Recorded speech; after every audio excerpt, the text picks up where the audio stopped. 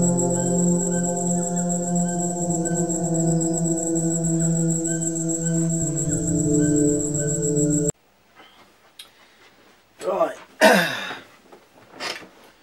still having a bit of a heat wave in the UK at the minute, and I'm sure because of the heat it caused me to have a little accident today. A bit weird, bit of a strange fluke thing. I'll show you how I did it, and I'll also show you the wound in a minute.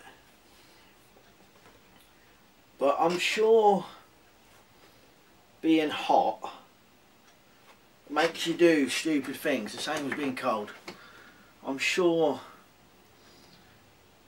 you know, well, I was hot, tired, and it made me cut my finger with a silky saw.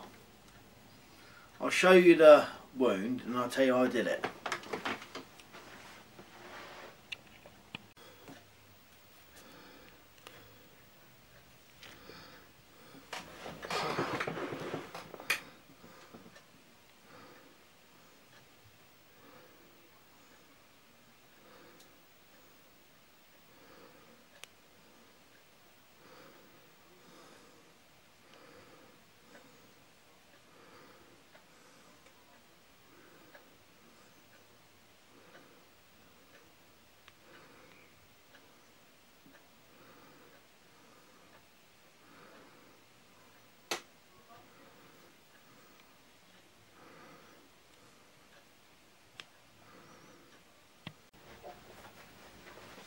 So that was the wound. So as you can see, what it had done, it had cut it, I reckon it had gone down at least 3 of the teeth and had cut it 3 times.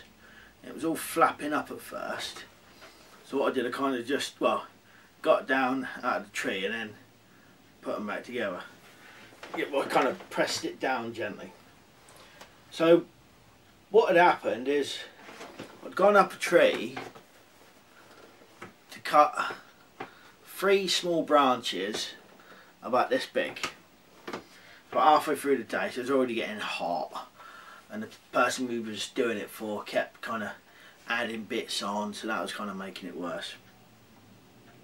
I didn't have this silky, so I had the zubat, the big curved one. Used it hundreds of times before. So I got up the tree, harness, ropes and everything. I attached myself on, so it was all safe. And there was the trunk here, a small branch here, big branch there, and 2 small ones. And the 2 small ones there, one here was dead.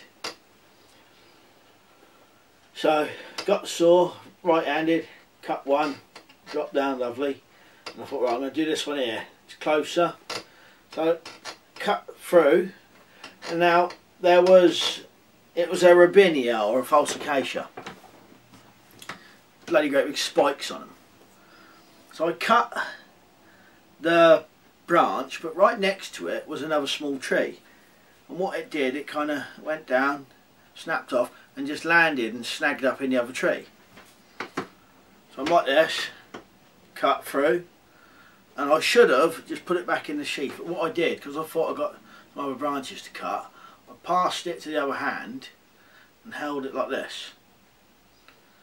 Grabbed the branch because it was still snagged up and thought I'll pull it and then push it away like that. But what I did, I pulled it, and as I pushed it, it got snagged and kind of pushed my hand up, and just on the very end of the blade, my finger went across the blade. I knew straight away it had cut it and cut it quite deep. So that was really annoying. I couldn't believe I did that. You know, you'd imagine, you know, cutting and bounce, you know, jumping out or things like that. But you're ultra careful when you do that. But it was just pure fluke. I'd cut like that, passed it over, went to throw, kind of got snagged and pushed my hand up, and it went across the blade. So then, what made me think was, luckily we've got a massive first aid kit, you know, it's like this big. We've also got 2 smaller ones. We'll shout it out to someone else, get the first aid kit, come down, sort it out. But I was thinking, in a survival situation, if you had, just say you had a survival tin, or even a survival kit, or a first aid kit in your survival kit, but it didn't have anything really big in it or decent in it, kind of things what you could like improvise. So one thing I'm just going to do in a minute is just improvise. I'll show you a plaster, a duct tape plaster, and I'll explain it, and we'll do that and then I'll explain it as I'm doing it.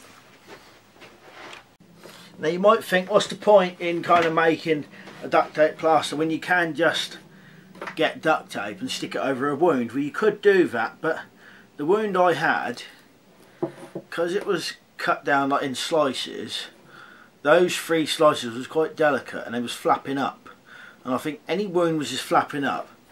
I don't think personally you should just stick duct tape straight on top of it in case it sticks, and then when you pull it off, it pulls the wound up.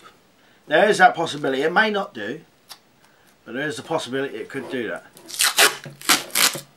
So the way to make an improvised plaster, just like a proper plaster, would be like this.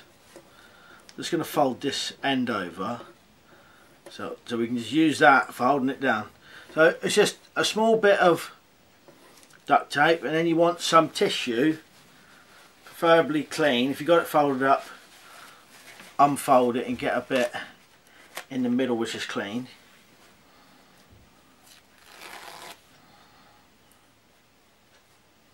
And sometimes tissue can stick to a wound as well, but it depends. So all I've done is folded that up a bit, stick that there. Obviously you want clean hands. So now you've got a padded bit in your duct tape. You could probably make, say you had a bruise or bad elbow or something, you wanted to stick padding over it, you could make something like this. And then it's a little bit more like a normal plaster, and if you had a cut on your hand you could put that over and that would seal it, as long as your hand wasn't too sweaty. Seal it all the way over and would have a bit of absorbent padding in there.